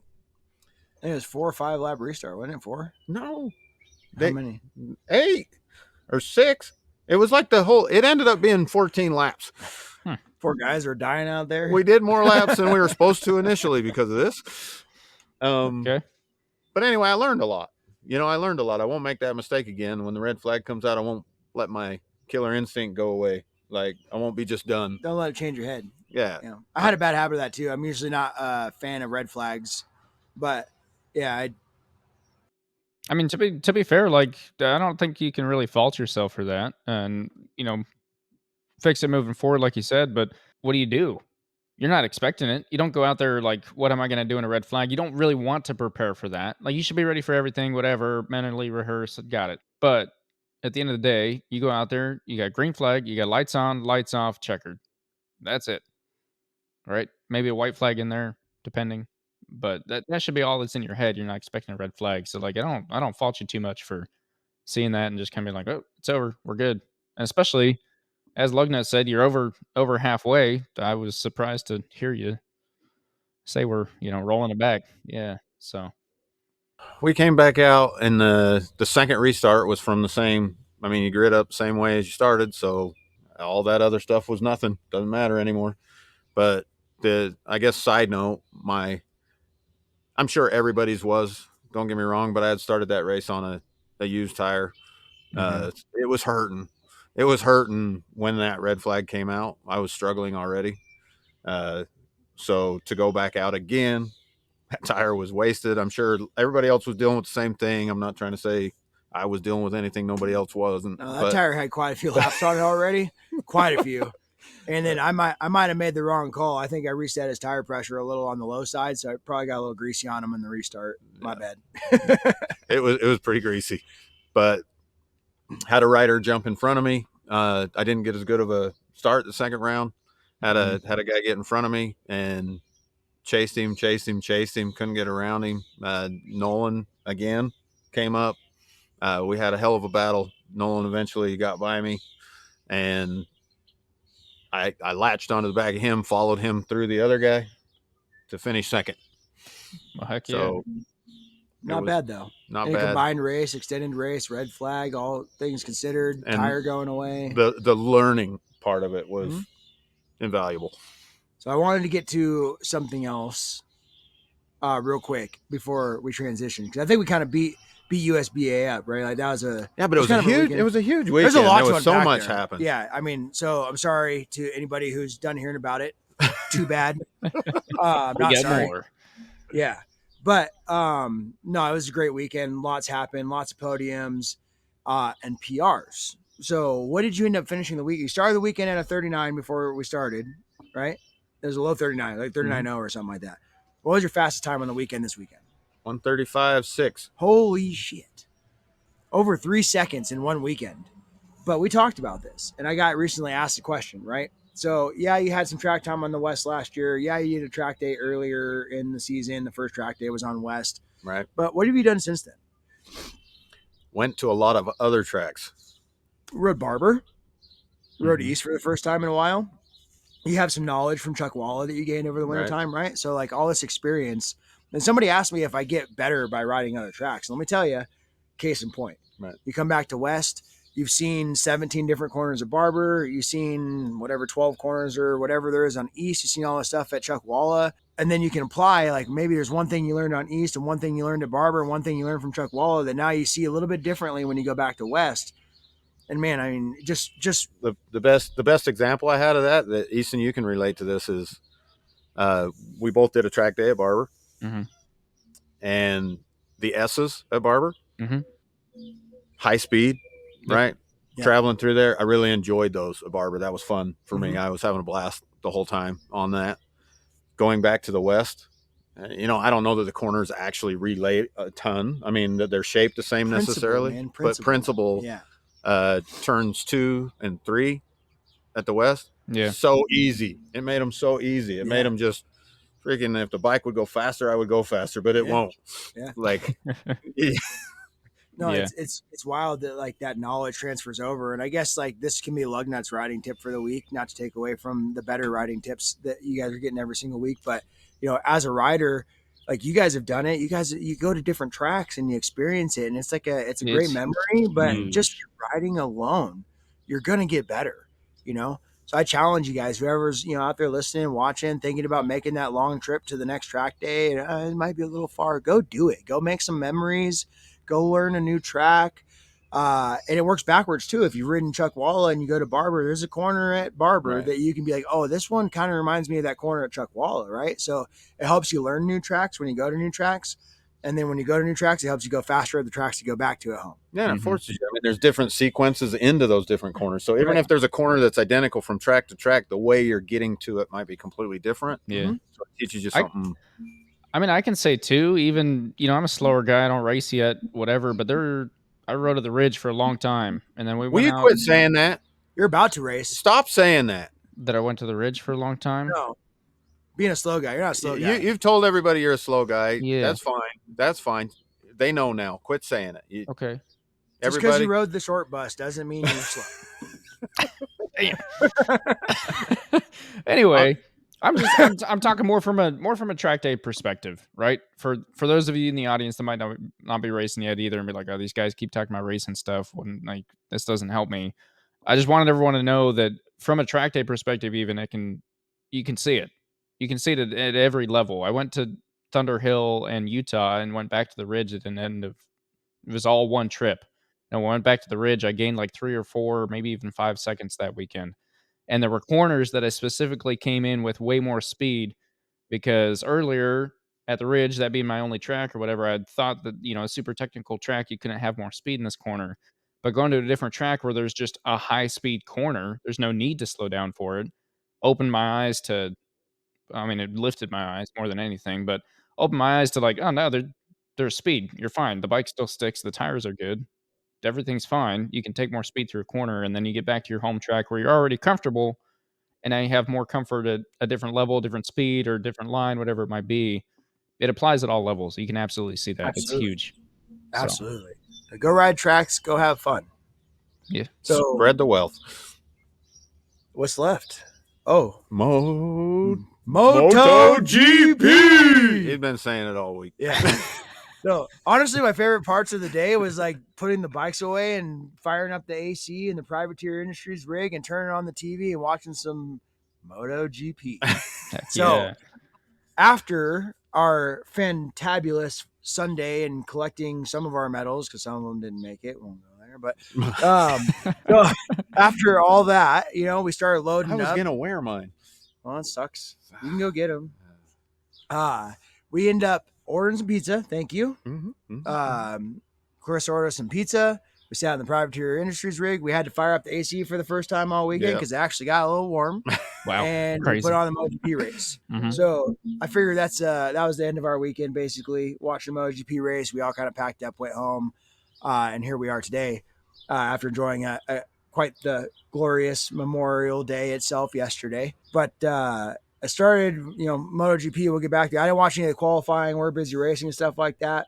But the sprint race was awesome. Holy before we dig in, we got to knock out fantasy. I know if we've got you guys in the fantasy that have been listening, usually I try and knock that out in the beginning in case you leave. But if you're still here, man, I really don't want to talk about it. I don't know. I didn't do that great this one. I didn't either. I can let you guys know where you're at in a little bit. I'll say Team Thor is still holding down first place. Duke is in second. Abellino Goosey is in third. I think that's about the same as it was last Tony week. Abellino? That was a joke. Sorry. No, I don't think so. Maybe. He hasn't reached out to us yet, though, so I'm not sure. But our But feel free to, Tony. points leader for this weekend with a whopping 210 points, which is like no one else even got over 180. Is it me? Is it Did me? he use a boost? No. No boost? I don't know. I don't know if he used a boost or not. I can't tell. He has a boost used. Definitely could have been. I shouldn't say he. It could be a team of people. But sad satellite. Currently sitting in 7th place, but a whopping 210. And I say whopping like the highest behind that is 165.5. So that is a lot of points. Way down. So go ahead. Hit us up on Instagram at JKMoto Podcast. Send us a DM and we'll get you hooked up with the weekly prize. Dude. Sorry, I'm just looking at this for the first time. Oh my god. Working class. Woohoo. All right. Yeah. Any guesses? Okay. I know. I wish we were live and we could have people chime in on this, but if you could guess how many points Cole got last weekend, you wouldn't guess. Yeah. I didn't know it was possible to only score that many. You got less turbos. than sign. He was too busy racing, man, you know. It don't matter. You pick a team and then you roll with it, but cheese and rice, dude. It's not good. That's So not the good news is Literally, Lugnut fell a little bit, right? So I only scored 121 points. I suck too. I have one boost left, and I'm sitting in 8th. But that puts me ahead of both of you. So That's true. I all mean, right. I think you've been ahead of me since like your second week. You came in and Yeah, just you're like boost, way up. boost, I was boost, like- boost. No, I've used 2, Uh-huh. but I was like 2nd or 3rd on the JK podcast leaderboard. Yeah. This week killed me, man. I missed out big time. I mean, Vinales, Someone- I had Vinales, and Ooh, yeah. Pedro Crossing was a big hit for me because he was one of my gold riders. Yep. Yeah, and I mean, honestly, like that kicks us right in. What a weekend! I don't even Holy know smokes. exactly how to. Just to start with the sprint race, like it was entertaining. It was close. It wasn't really going the way I thought it would. Martin usually dominates a sprint race, but he was sitting back fifth or sixth. About halfway through. Mhm. And then where the hell did Miguel Oliveira come from? Like, just right? Like he's Raul Fernandez. Sorry, There you I go. don't know. Yeah. The other one. Okay. Wrong bike. I seen Yeah. the confusion in Easton's face. So Yeah. I was like, Yeah. Well, where did Raul Fernandez come from? I mean, great for him, but even he had pace all weekend. That was great. He was leading the sprint race, and he was strike 1, first guy leading the race, crashes out. Holy smokes! Like Yep. the Privateer Industries rig was like, whoa, right? The Like thing it was wild. It was a wild moment. Thing was rocking. Wyatt was screaming. I'm still A little deaf in the ear. Yeah. Yeah. Not like he could even hear before, but so then the Definitely sprint not race now. goes There's on. bikes always around me. Yeah, Marquez has made his way up through the field a little bit, and then who was leading second? Oh, Pedro, right? No, not Pedro. Who was leading second? I can't remember. Bagnaia. It was Bagnaia. Yeah. Another one first. Bender? Was it Either Bender? Bender Yes, or Bagnaia. Bender took the lead. Yep. You're right. A few laps later, what's he do? Put it in Crashes the out dirt. of the lead. Had a So first that's place. 2 leaders leading and pulling away. They were motoring away. These guys were not just leading; they were going. Yeah. Oh, I will point out. You said, sorry, let me add light. You said you didn't watch qualifying or whatever else. Bender, dude, he had it like he was doing so good all weekend, except for just the same turn every time. In either free practice or practice 1, he goes out and he tucks the front. No, it was worse than that. He like tucked the front / skipped the back, literally had both tires off the ground for half a second as his bike like jumped off the ground, went sideways, and then slid. That was in turn 5. Gets off that bike, goes back to the pits, grabs a new bike, heads back out. 2 laps in, same exact thing, same exact spot. Like literally right after. And then I think he had another wreck later, and then in the sprint, he gets into first place. And just like you said, out. Something about, turn 5, it's famous there, right? Turn 5 there is famous for wiping people out. I haven't ridden it. I assume neither of you have either. Must be something about that line. I don't know, but yeah. Yeah, and it's weird because Bender's sharp, but they've been struggling a little bit, and it seems to be very specific to certain aspects. Mhm. I don't know what's going on with that, but I was super bummed. I like Bender. Super bummed to see him crash out the lead in the sprint race there. But then who adopts the lead? Pecco Bagnaia. Robot So himself. now everybody's been shuffled up a couple places, right? So now my boy Martin's sitting around like 4th or something, and Pecco's out front, and there he goes, check it out, leading away. And they weren't even showing it. They were showing whatever other battle was going on. Mhm. I think it was Yeah, they were showing Aleix. Marquez and Aleix, They right? spent a lot of time with Aleix. Yeah, which they should. That Right. was an epic battle going on. They're the home team guys, and that whole thing was going on. But all of a sudden, you hear the crowd go crazy, and then my trailer goes crazy. Freaking Pecco, like was it the last lap? It was last lap or next to last lap. Pecco wipes out of the lead and takes himself out of the sprint race. Yeah, it was right at the end because Right at the end. So Easton, I know that you say some negative things about Pecco at times. I know that he's not your favorite rider. But I felt a little guilty sitting in that trailer. You guys rooting for that poor bastard to be in the dirt. I didn't say it. He's on my fantasy. I wasn't completely rooting for him to crash. These guys, oh man.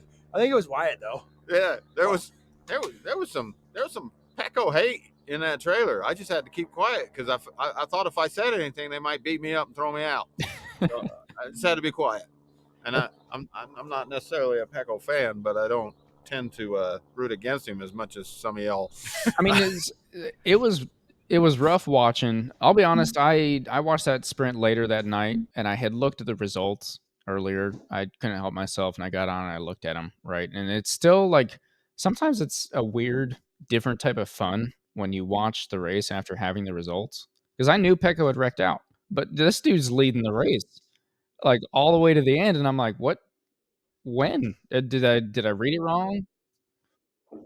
Yeah, it's kind of wild. And then he also goes out of first place, and my wife's sitting back there. I don't remember, she was probably cooking food or something, but she was like, "Wait, is that another one?" And she wasn't even really watching, and she recognized it was another person. Like, you had heard the announcers be like, "Another person drops out of first place. Another leader gone for the race. What is going on?"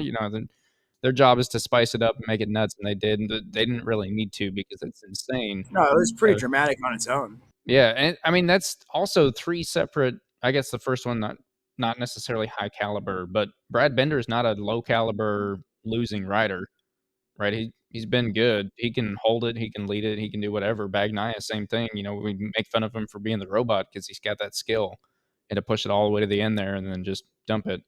And Raul's no slouch, Yeah, but new territory for him a little bit, but Right. no slouch. Yeah, it didn't surprise me when he went down because of that. But the other two definitely did. The other hard part, though, for him, I imagine, is that Jorge Martin was back in 5th at the time. So not only did he kick off 12, 13 points that he could have caught up, but he also gave Jorge Martin an extra 2 points by going out. Yeah. So it's a 14-point swing right there. Yeah. So that was a sprint race. That was a sprint race. Let's move to the main race. The main event. This is the moment you've all been waiting for. I don't have a great announcer voice, sorry. You got to work on it a little bit. It's time for Moto GP. Yeah. It was always, for me, I was a big UFC fan, so you had Bruce Buffer. Yeah. It's time! Yeah, that's my favorite one. There you go. That's all I got. I'm out. So, MotoGP main race. So, in the main race, early drama, early drama. The main race didn't have. I mean, it was very interesting, right? You had Raul up there again. He was top 5-ish throughout the race. I mean, he was up there running, but you had Bagnaia, knowing that he needed to do something. And correct me if I'm wrong here, but my feeling was watching the race. So Bagnaia, he's got to be aggressive. He's got to go. He's got to whatever. So he gets out early lead. He's up there running, and then he got passed, and then he got passed, and maybe he got passed again, and you just thought he's gone, right? He's gonna drift away. I mean, he's in his head. It's over for him. I did think that. I was worried about that because one of the people he got passed by was Jorge Martin. And just purely not because I'm not Jorge fan. I'm not a huge Jorge fan, but more for the enjoyment of the sport and keeping things nice and tight, right? We want a tight championship, right? We want other people to be getting 129 eights, right? So they're up there battling with Lugnut, right, at USBA. But that's what we want. That's what makes it fun. It's not fun when Lugnut just runs away with everything. It's fun for him. It's awesome. Yeah. But anyway, so yeah, Jorge passed him at some point. Just like you said, he got passed by a couple different people, and you're just here goes the rest of the season. It's one more trip of Jorge Martin getting more and more points, extending his lead. And that's great for him. He's going to win the championship, maybe, whatever. But we want a tight championship. Well, he got out front, and one of the more exciting riders in the paddock right now and on the grid is Pedro Acosta, and he ended up right behind Martin. And so, something about the Bagnaia sliding back, and also Pedro and what happens to him, and the end of the race, like a big conversation was tire conservation for this 100%. track. Yeah, and so in hindsight, it looks like maybe Bagnaia was conserving a little bit of tire mid-race because he kind of slipped back a little bit. Pedro was, trying to find some cold air, clean air, and stepping aside from Martin a little bit as he was right behind him, P1, P2, Martin, Pedro. And then Pedro ended up, tucking the front? Yes. Yeah, it was kind of a big off. And it was fairly, I don't say it was fairly early in the race, maybe 5 or 6 laps in. But the kids got fight, right? Picked up the bike. Dusted the gravel off from the gravel trap and went back out there. Yeah. I mean, he did. You watched him wreck that bike. It won. That was one of those crashes that, like, there's no saving, but he also knew it was coming because he was literally sitting up, sliding off the track.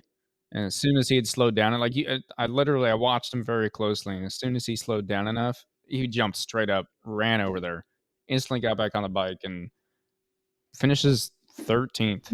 Dude, phenomenal job. Like, not only from crashing, but back into the points. Like, that is rad. That's what I was watching for the whole second half of that race, is watching him going, really? Yeah. He just slowly started climbing up. Just it's not just that.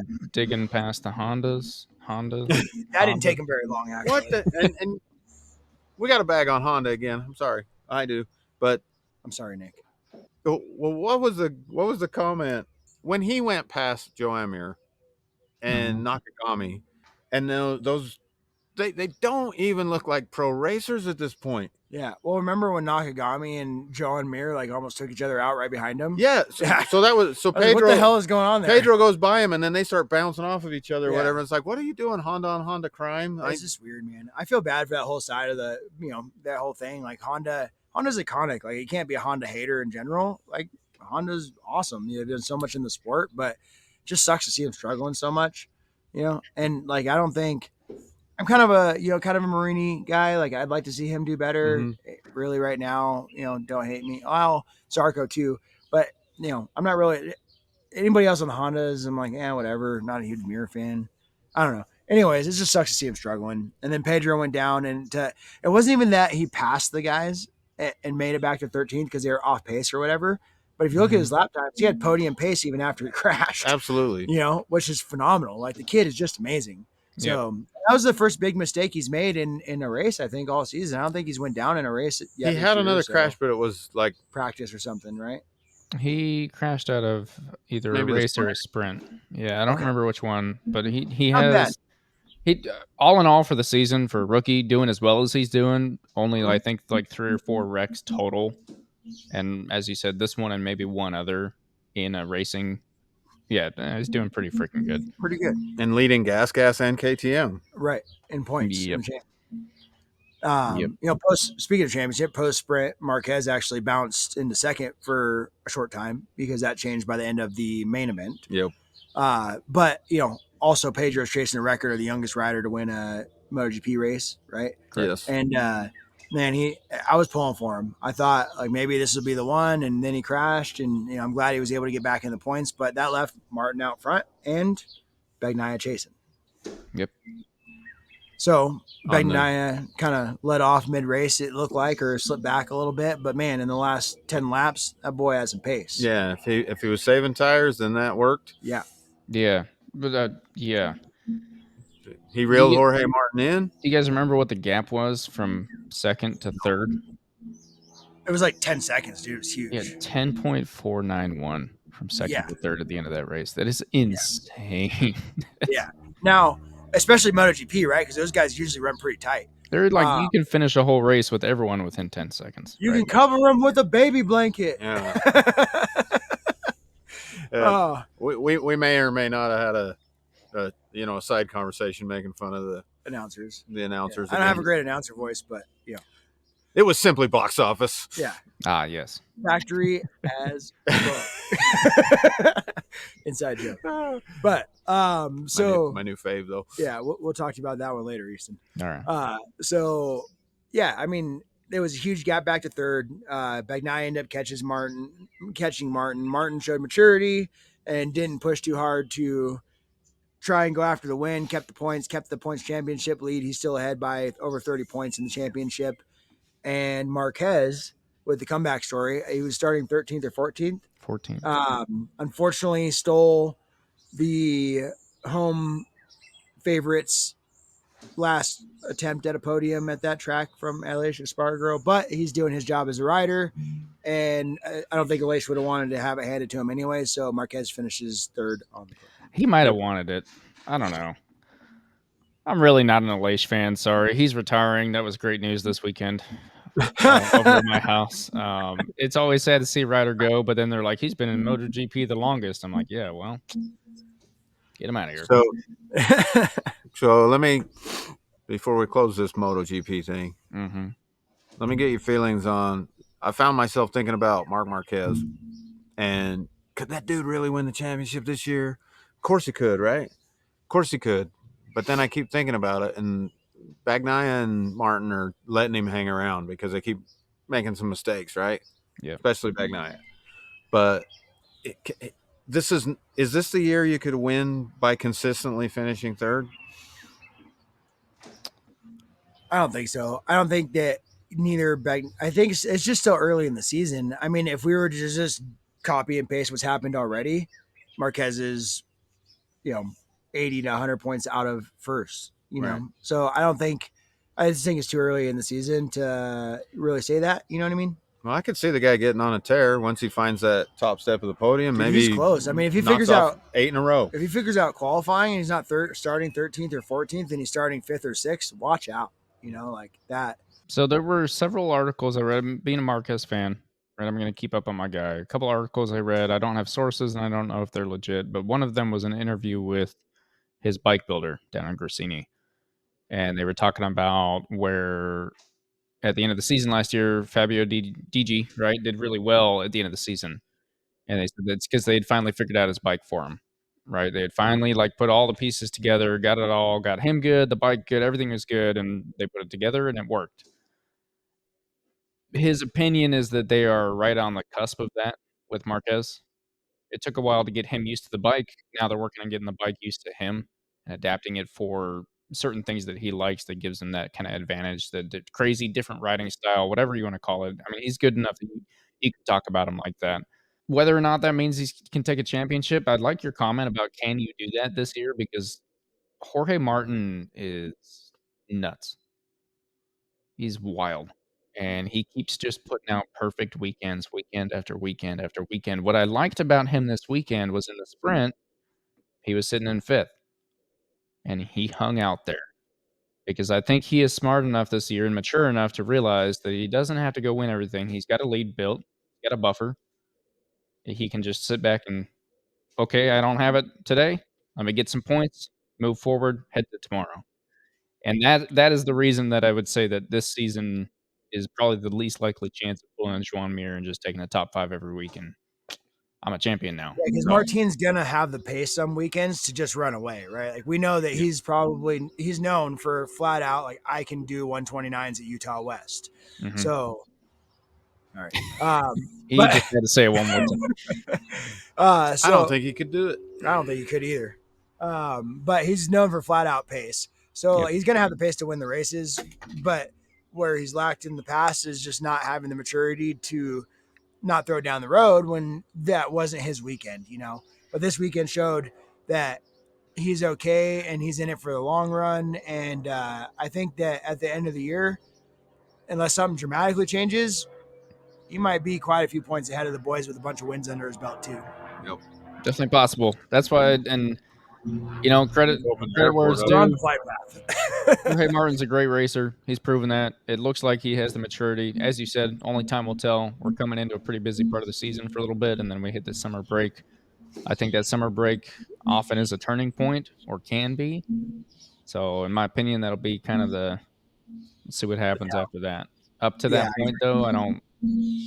Just prediction wise, opinion wise, whatever. He's got a 40-point gap between him and second. And then there's a 2-point gap between second and third. So that's kind of where we're at. But that is Moto GP. That is Moto GP. Okay, what do we got coming up? How do we wrap this up? We got stuff to do. Yeah. Well, coming up next weekend, we got Moto GP again. And I don't know what you guys are doing. They'll be out in Italy. In fact, Ducati just announced their new. They're wearing blue. Yeah, they haven't shown the bikes yet, but they have blue T-shirts. So I don't know if that's coming with bikes and leathers. Stay tuned for that. Keep an eye out tomorrow at the press conference. I guess maybe they'll talk about it or put it out. They will be in Italy, and then it's actually. I said we're getting busy. I guess we're not, because it's like another 4 weeks after that before they head back. Lugnut, Moto America? Question mark. Next race. Yeah.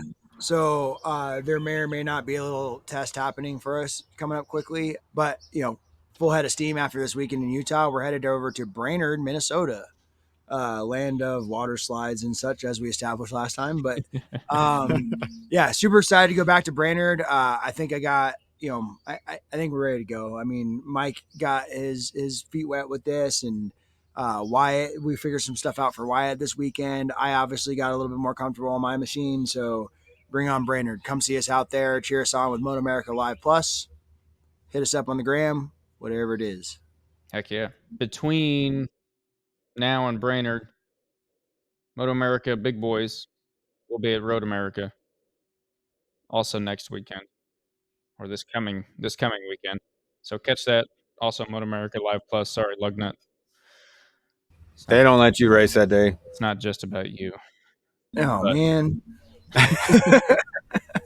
But there's that. I did want to ask right before we close up, and don't take too long on this, but I meant to ask this question earlier, but we got so caught up, and that's fine. That 129.7, where's your confidence at moving forward this year? Dude, I will. Already. No. No, honestly, this is a great question because, like, we were talking about that. There's always, would you say, one more or like There's always the another next first, one. right? So I've been trying to do that for a long time, a year or so. Like everything was working against me every weekend last year. Like something else would happen why I wasn't able to get there. Mostly that's just me. But I woke up on Monday morning, and the first thought through my head was I could do a 28. I need help, please. Somebody find a support line or something for me, because but the reality is like 29.7, like how it works is now I just got to do my whole races in the 29s instead of being the whole race in the 30s, and I'll chip away towards that 28. But with those Dunlop tires and me getting better on the machine and maybe a small setup change, like maybe we can do it.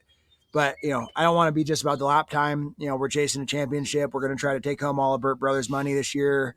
And we'll see how fast we get by the end of the season. But we're racing on both tracks this year. So we have goals to achieve on the East track as well. True. But we're just going to take it lap by lap and corner by corner and, chip through the summer. It's a busy summer for us. So Sweet. Yeah, I guess my question, not that you didn't answer it, but, Moto America is big. That's a lot. Those guys are freaking fast. They got factories behind them. Does that give you a little bit of boost for that? Definitely. Right. Yeah, because there's no way, like the way I was riding at Barber, for instance, and I'll go and throw myself under the bus. There's no way I could have rode that way and came close to a 29 at a track I know, even, Right. Utah, specifically. But yeah, I think I actually found some things with the motorcycle this weekend before we got too deep into it that I was surprised. And I wish I would have found before Barber, because I think we had a different outcome. I changed a little something about my riding. We changed a couple things on the setup of the bike, and I'm definitely rolling into Brainerd with a lot more confidence than I was going to Barber. So I'm super excited about it. Awesome. Well, yeah, and I think that'll tide us over till next week. That's all I got. Either y'all got anything else? No, man. No, it's cool. I think we're it was good. great to guest host with you guys this time. Yeah, always good to have you, Lugnut. Welcome back anytime. Real quick, if you're listening, this is the end of the show, but feel free to go check us out on YouTube. We have a show. There are some small things you'll miss, like the label on the spice that Lugnut showed up, and what Cole did with his hand when Lugnut came past Do with a that crazy big leaf. Yeah. So Tune go in check on- us out on YouTube. Hit the subscribe button. Hit the follow button on whatever platform you're listening on. Tell your friends. Tell them about us. And it was nice meeting some of you guys at the track. Sorry I saved this till the end of the episode. I'll shout you out at the beginning next week. But back at Moto America, Jeff Tate, that was awesome meeting you. I met someone else. I didn't get your name, but it's cool to find you guys out there. Find the fans. We love it, and we will see you guys next week. All right. Thank you. Adios. Next week.